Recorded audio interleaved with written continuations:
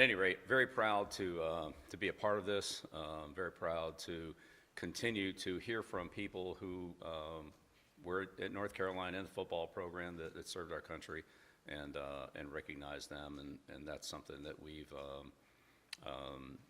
spent time working with our players on this week, or actually last week.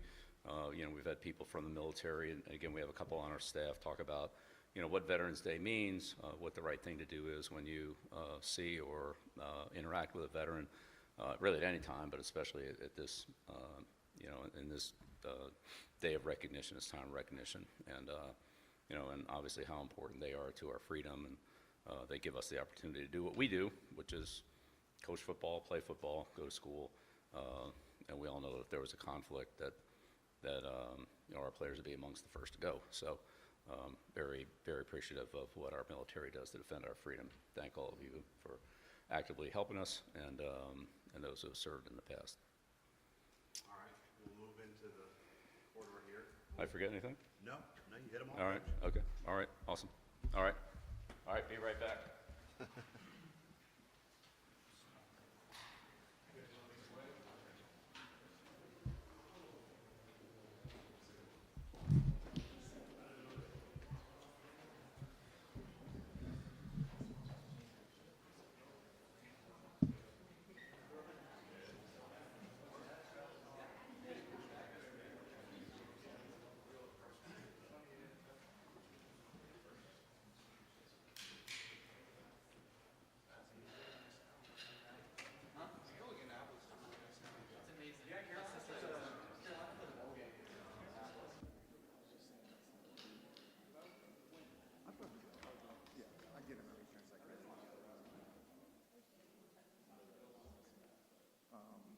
Yeah, I get them for the game.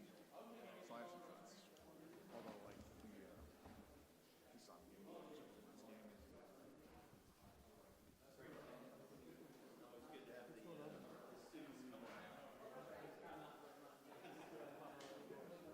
You're layered up there.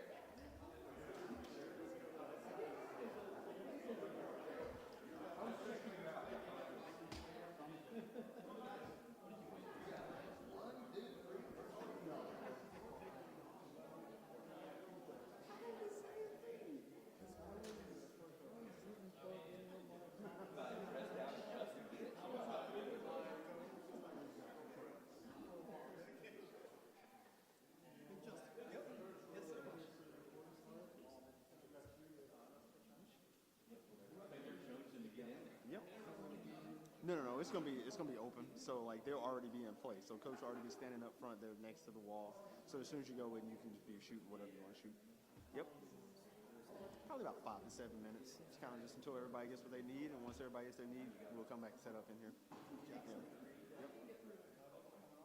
So I don't actually know if we can have a cover on. Yeah, I mean, we would like if that's possible, Yeah. even if I can get 2 minutes after I win the beach, just to get the Yeah, ball. just get the wall. So I think what we may do is we'll get some stuff for like the photo out there, and then coach will come back and do this, and then if anybody needs to shoot any more stuff of it, then we can go back and do that as well. Because I have Pat here, Yeah. Sports. Yep. It's just 2 minutes immediately after. I know Okay. that people gotta come out. But Yeah, for sure. I don't know. Oh, so you don't even need to shoot the presser. You can just stay there and keep shooting. Yeah, as soon as I leave, if you give me 2 more minutes to find myself, Okay. boom, boom, boom. Gotcha. Because we're doing the news package on Yep. the wall. Gotcha. Pass it on. Got it.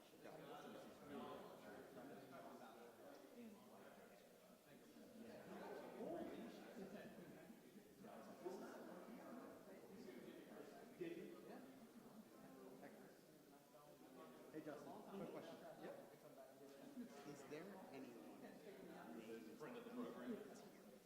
Yes. So, Colonel Suedo, who played football, he was Right there. Yeah. You understand, like, this is part of he played defense back here in the 70s, and he's almost like in his 30 years. He is rich at Duke there. He's got a black coat. Maybe I'll see if he's got anything.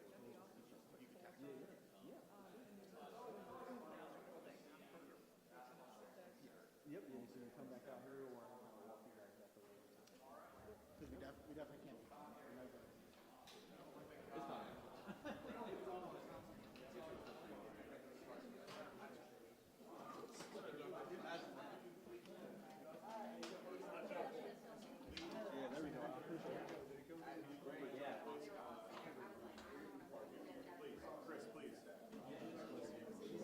This is it right here, yes?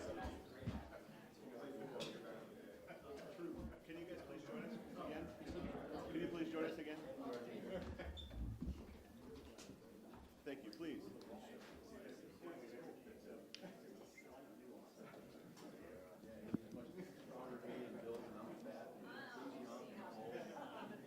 There's more room down there. Folks aren't gonna be blocked here.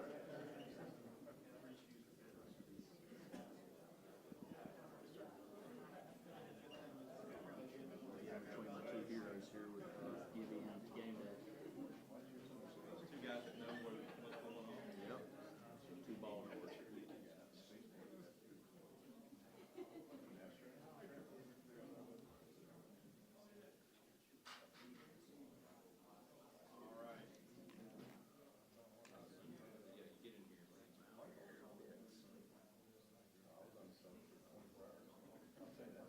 Video, you guys have what you need?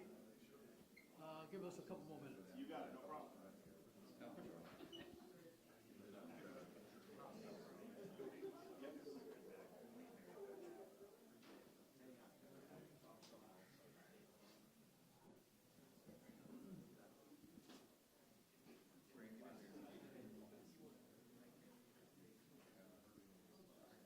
All right, media, when you're finished, if you could please make your way back out. We'll resume back out here in the lobby.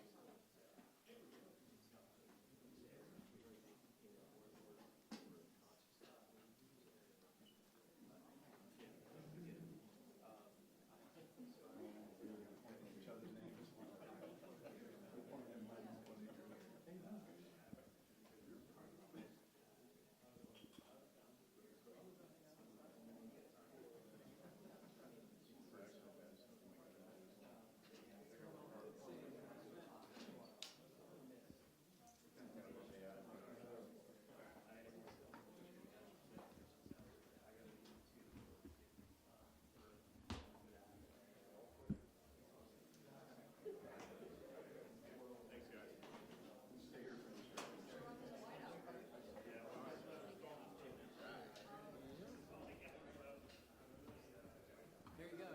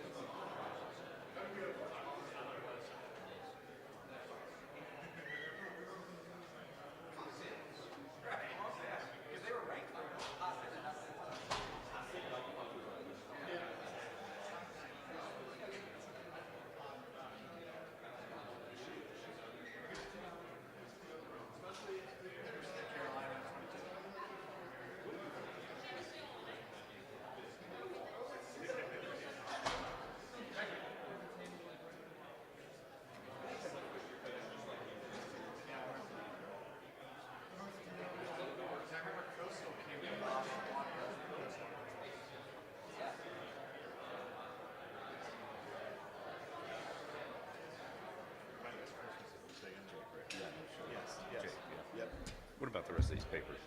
Thank you. Oh, awesome. Right there. That's all some shit, right? Yep. Yeah, okay. There wasn't anything else, right? Yeah. Thank you.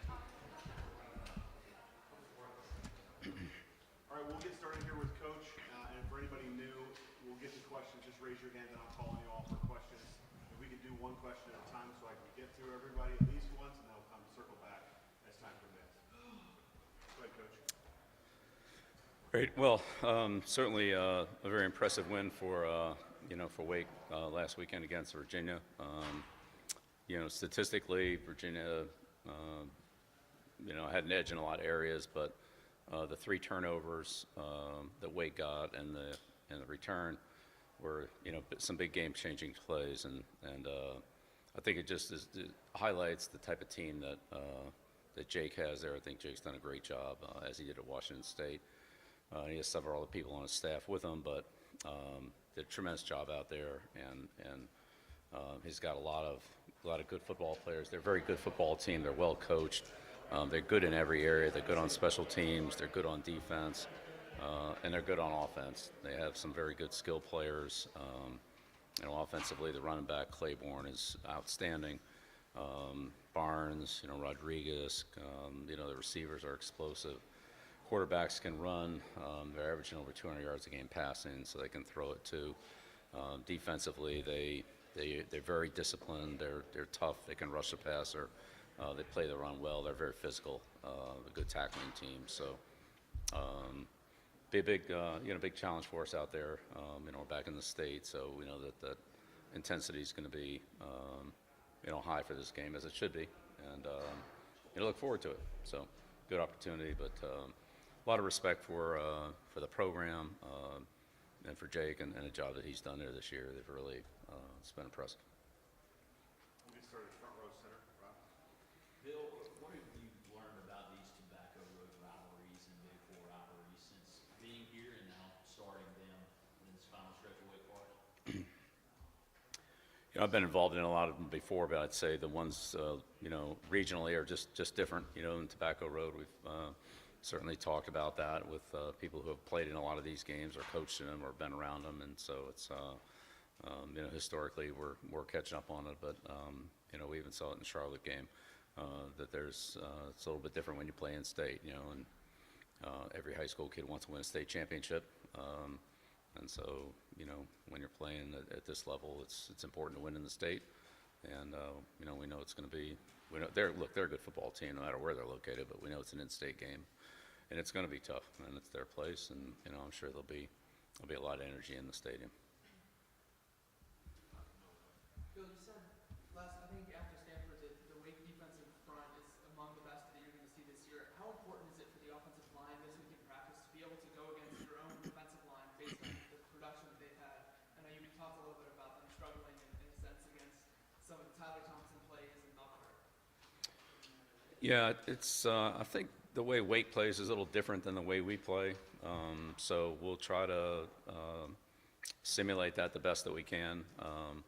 But they move quite a bit, and they're the people that support from the secondary are very aggressive, and they just have a little different way of playing than the way we play. It's good or bad. It's just a little bit different, and so that's what we'll have to try to simulate for our offense to be able to handle it. But they're a very physical team. They pursue well. They tackle well. They force fumbles. They turn the ball over. And again, it's just a physical team. The closer it gets to the goal line, the harder it is because they have more guys and less space, and they do a good job down there too. Second row on the left, Coach Aaron. Aaron here for the AK. You guys have the most sacks in the country the last 4 weeks, so it's been a consistently a lot of output. Going back to your days as a coordinator, I'm curious, how would you describe the challenge of maybe bringing along guys, pass rushers, whether it's schematic, whether it's teaching them technique, that process of sort of building something like that over time, and how this group has sort of adapted to that? Look, each player usually has his own strengths and weaknesses. Some guys are more power rushers, some guys are more speed rushers, and so forth. I kind of look at it like a pitcher. It's hard to win with just one pitch, even if it's a really good one. You can get to a certain point, but at some point you need something besides fastball. You need a curveball, you need a changeup, or you need something. And I think that's the way it is with pass rush too. If you only have one thing, and eventually they block that, and then you got to be able to go to something else. So develop an individual pass rush techniques for each player is important, you know, to have a good 2 or 3 pitches that you can throw, and then being able to collectively work together on pass rush to understand that for the most part, it's 5-on-4, so they have an extra guy. So where's the extra blocker? How do we attack that? Which way is he going? How are they doing it? And if it's 5-on-5 with the offensive lineman, then, you know, how do you attack that differently than 5-on-4? And then when you start to pressure, then, you know, how does that fit into the pass protection as well in terms of are they protecting the 5, 6, you know, or even 7, you know, towards the end of the game last week. You know, we saw a lot of 7-man protection or they were chipping and then getting out. So 7 guys would block and then 5 would stay and the other guys would release, things like that. So there's some different protections that you have to work through and understanding, you know, how they're trying to neutralize your pass rush either individually or as a scheme, what we need to do to try to, you know, how to attack what they're doing to neutralize what we had success with. Hey, Coach, Wake Forest, the running back, Demond Claiborne. What do you like about his game? Everything. What challenges does he bring to your team? Everything. He's a really good runner. He's explosive. He's fast. He's got good vision. He sets up his blocks well. He runs hard. He's a hard guy to tackle. There isn't much to not like about him really. Unless you're playing against him, then there's a lot not to like about him. But he's a problem. He can get inside. He can get outside. He can go the distance. But he can get tough yards too. He's a good contact runner. He's got good balance. I like him. I mean, I like him. I think he's a heck of a player, and I have a ton of respect for him. We know he's getting the ball. Everybody else knows he's getting the ball, and he still makes yards. He makes a lot of them. He's very tough to handle. He sees blocks well, and he runs hard. He's hard to tackle.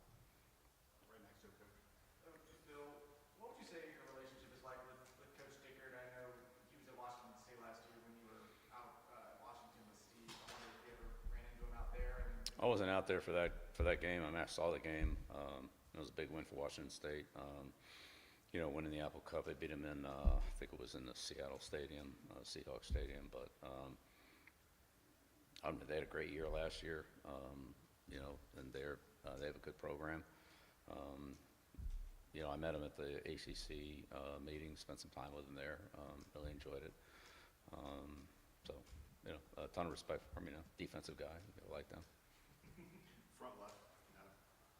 Bill, wanted to sort of circle back on having for UNC, the 3 rivalry games here to end the year, and I was wondering what your school thought might be for, you know, the regionalize the rivalry games, which, you know, some people might say it's better to have them spread out throughout the course of the season, or do you feel like having them all here back to back to back is sort of the way it should be, I don't know, to end the season?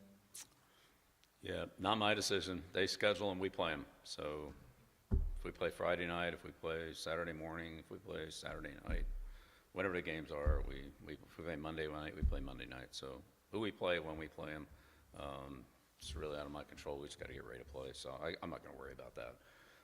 This week it's all about Wake Forest. We're going to put everything we have into this game, and then next week we'll move on to next week. You know, it's the same thing we do every week. But we got to pour everything we have into Wake Forest. Again, they're a really good football team. It was a big win for them against Virginia. Virginia's a good team, so we know that. And we're excited for the challenge and the opportunity, but it's going to be tough. We know that. Yeah, Bill, I wanted to ask you about Kamari House. Obviously, he came in, you know, with 1 year under his belt.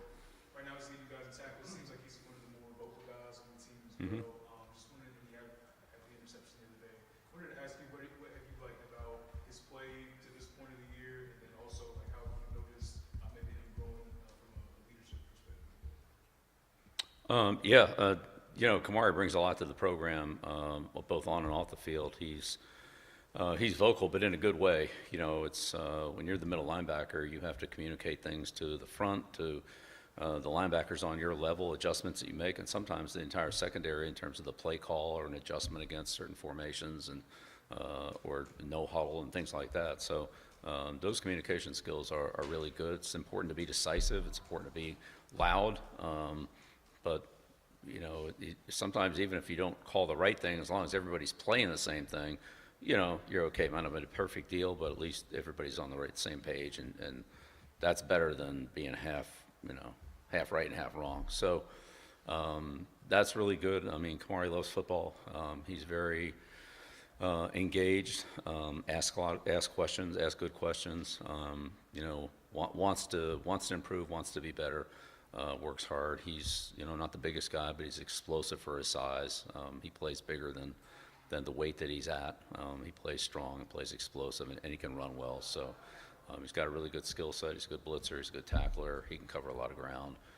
And he's a smart, instinctive player for not very much, you know, he doesn't have a lot of experience. I mean, 2 years of playing, but he's played, you know, a lot of football, but not as much as, you know, guys who play 4 or 5 years. So, but he performs and acts and carries himself like he has played more than he really has. So he's a very mature kid. It's impressive. Center, second row, Brian. Yeah, bro. Hey, I know when you got here, you said you're not coming here to leave, but as soon as the Giants job came open yesterday, your name got thrown out there. I'm sure it will with other NFL jobs. What is your message to players, to recruits? I'm sure people are asking you about that who want to come to the program. Yeah, getting ready for Wake Forest. That's all I got this week. Has anyone asked you, or the players or recruits want to know about your future? I mean, I've been asked about it from time to time, but yeah, look, I've been down this road before. I'm focused on Wake Forest. That's it. And that's my commitment to this team. And next week it'll be to our next opponent and so forth. But, you know, I'm here to do the best I can for this team. Second row, far right, coach. Bill, 9-10 weeks into this, you go back on the road this week. The emotional swings, and you talk about the intensity of these types of games. Is it comparable, the in-game swings in college football compared to what happens in the pros? It's a little bit different in college because of the timing. From a timing standpoint, it's a little more like the Super Bowl timing. The timeouts are long. The halftime is twice as long as what it is in the NFL. And the 2-minute warning with the clock stoppages on first down and things like that make that time frame long. You know, the 2 minutes in the NFL is like, a minute in the NFL is like 2 minutes in college at the end of the half or end of the game. So those timing things are different, and it's more like that. It's a long halftime. You can get a lot done, but you also have to come back out, kind of re-warm up, get going again, because you've kind of been sitting for a while. And I'd say the timeouts, the clock stoppages between quarters and timeouts and so forth are long, and that just, you know, it takes away a little bit of momentum, gives you a little more time to talk to your team in between series and things like that. So those are the differences. They're not good or bad. I mean, everybody's got the same, you know, well, it's the same thing, but that's what I've noticed. Back far right. Hey, Bill, I think a lot of people would maybe compare you and Dicker this week, given you guys are rivals, both first-year coaches. Just how much appreciation maybe do you have for what you've been able to do there? They didn't have a lot of expectations this year, and they're having a great season, especially given that you've experienced this, you know, trying to build a program for your first year. Yeah, like I said, I have a lot of respect for him. I have a lot of respect for their program and the way their kids play. So, yeah, all of the above. And if I ask a quick injury follow-up, it's unrelated, how close is Thaddeus Dixon going to practice this week, and how close is he? Yeah, so he's day to day.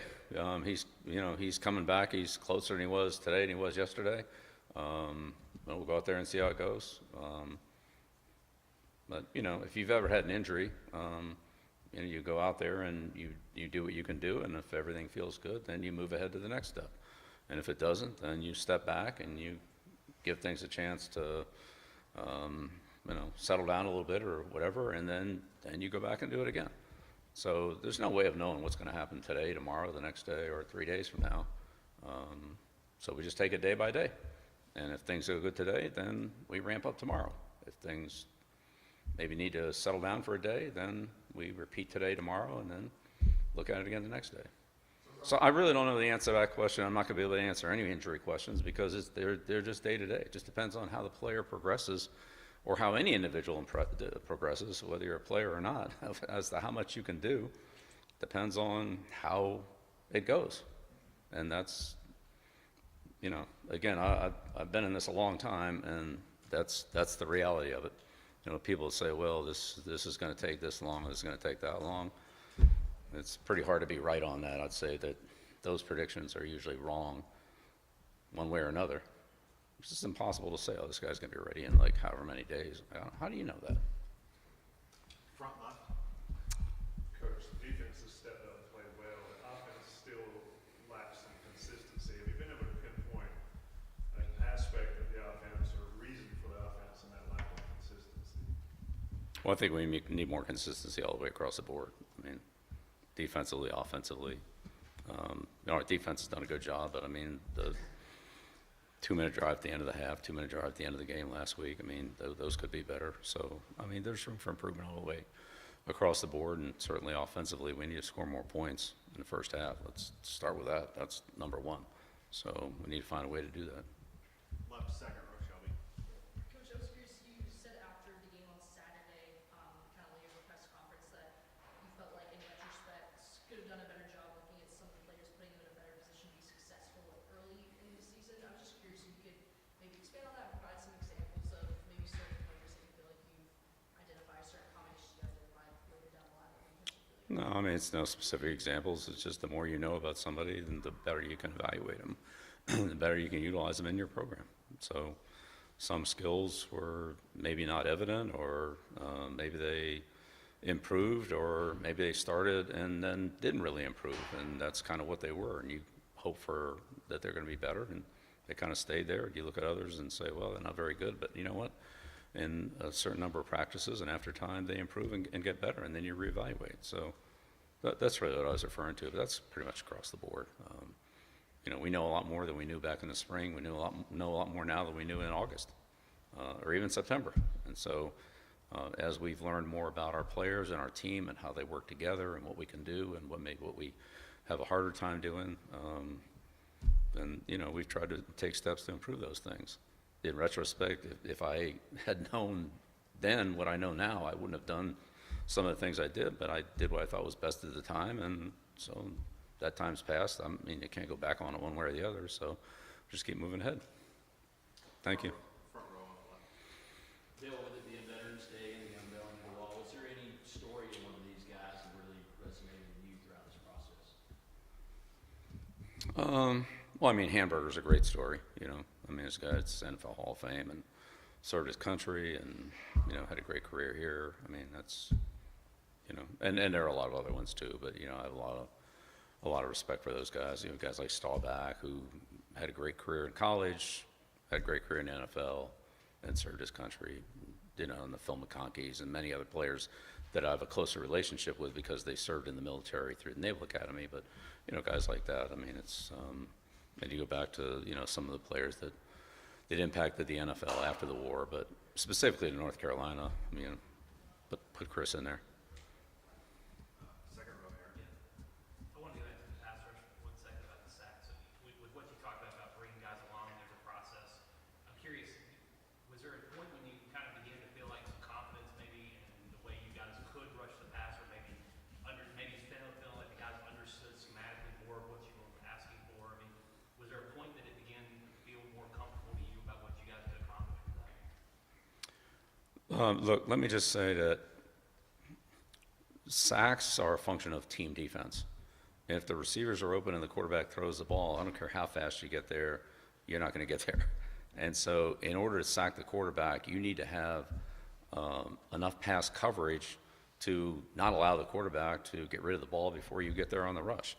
So sacks are a function of team defense. I'd say for every sack, you have a good coverage play. For most interceptions, unless the quarterback makes a mistake, you usually have a good pass rush that forces a bad throw or forces a hurried throw or disrupts the passing game in some way, right? And that's team defense. And so when your team defense is good, then all those things fall into place. You have better pass rush, you have better pass coverage, well, then you have more negative plays. You have to be able to rush the passer in order to have good pass rush. I'm not saying that, but it's also combined with the rest of it. And I think Steve's done a good job of mixing up the coverages where sometimes the quarterback has to, be a little bit indecisive on where to go with the ball. And then that gives the pass rush a little bit more time to get there. So it's really about team defense, and it's the same thing in the running game. If we're playing the run well, it's because we got a lot of guys playing the run well. One guy can't stop the running game. One guy can't stop Claiborne. I mean, I don't care if you had Deacon Jones out there. Like, it's going to take more than that. So you need everybody to play well collectively and to fill their areas, defeat their blocks. Yeah, it's really about team defense. So I give credit to the pass rush, don't get me wrong, but I think it's really, team defense. If you go back and look at those sacks, some of them are on a 3-man rush, some are on a 4-man rush, some are on a 5-man rush. A couple of them are, we're bringing 6 or more. And so they're not all the same. They're not all the same thing. Some of them are play action passes, some of them are loose scramble plays, some of them are drop back passes. And again, it's a variety of things that happen on a lot of the plays that you're referencing. I just don't want to pin it on one thing, 'cause I really don't think that's what it is. It's collective team defense. 2 more here, Brian, and then Farley. Yeah, Billy, you mentioned that you talked to Chancellor Roberts about the military wall and other things honoring the tradition of the program. Well, why was the military wall in particular so important, but also, we saw the bus back there, you mentioned LT a lot of times. Like, why is talking about the history of the program important to you as well? Well, because those are the people that made the program. The program is here, it's established, it's got a tradition and history long before I got here. So I want to recognize those people that, again, like Lawrence Taylor and Peppers and Hamburger and so forth, and Choo Choo and, all the great players and people that have been here. I think they deserve to be recognized. I mean, I really do. So, and that's the same for the players. Just because a player signs here and comes in here, this program's here whether that guy comes here or not. This program's here whether I'm here or not. So it's about recognizing the program and showing appreciation to the people who, built it. I won't say laid the foundation, like that's going back to like 1888 or whatever. But people who built the program, I mean, there's a lot of, I think of the players that played here with Lawrence Taylor. I mean, that was a pretty good group. In 1980, they gave up 120 points and 42 were against Oklahoma. I mean, that's one of the greatest defensive teams in college football. So, I think they should be recognized.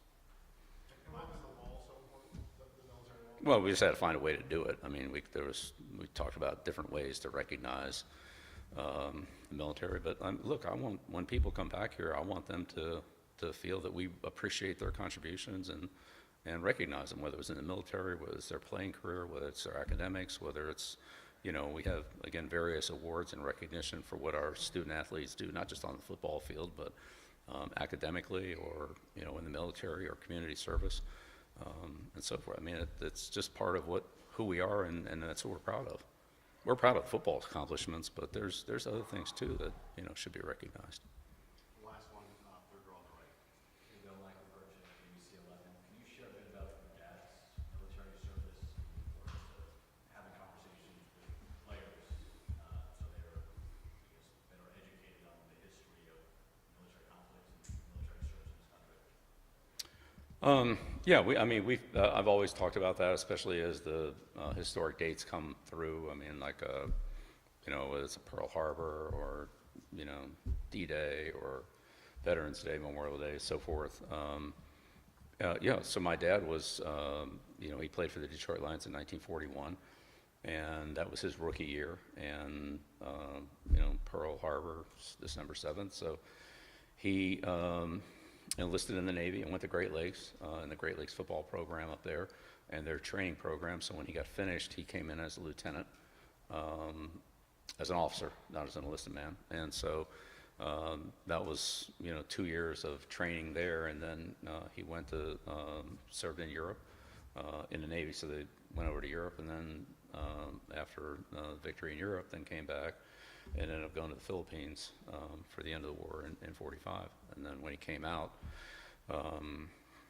then that's when he started coaching at Hiram in Cleveland, then went to Vanderbilt in North Carolina and so forth. So, at that time, I think honestly, that was World War II was the explosion of football. It was literally the explosion of it, because prior to that, everything was regional.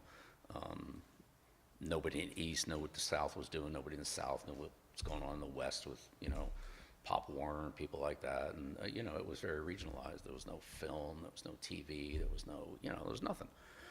And once they got into the war, then all those teams came together, all those players came together. And so guys from every part of the country played together. They talked about, and the coaches too.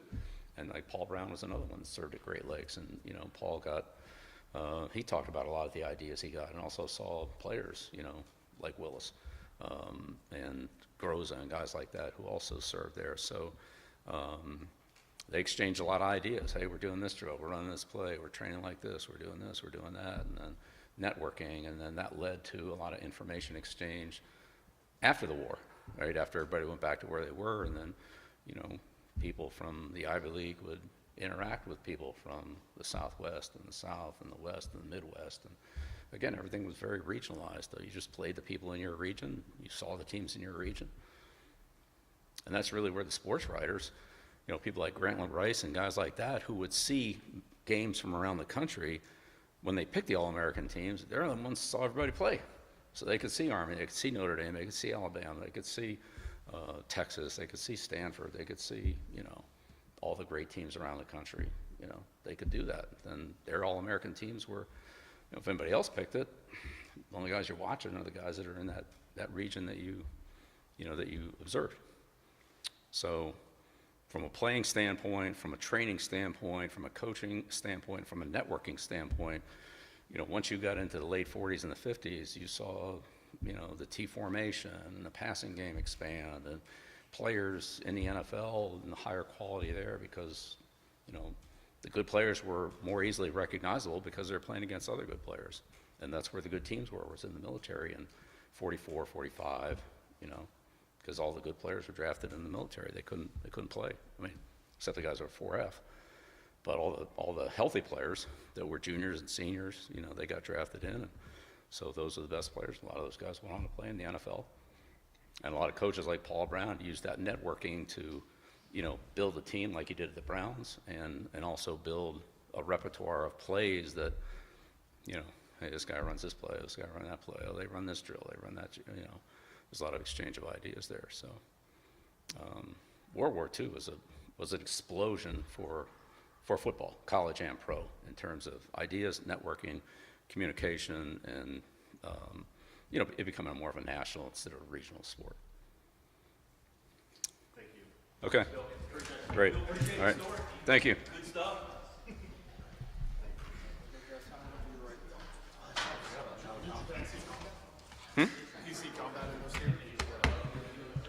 No, I think you just missed them.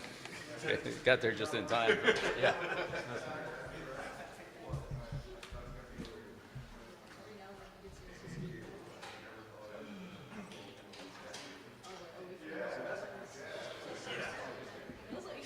No, I don't think I did.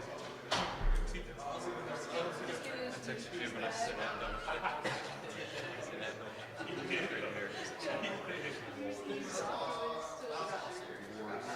I never knew.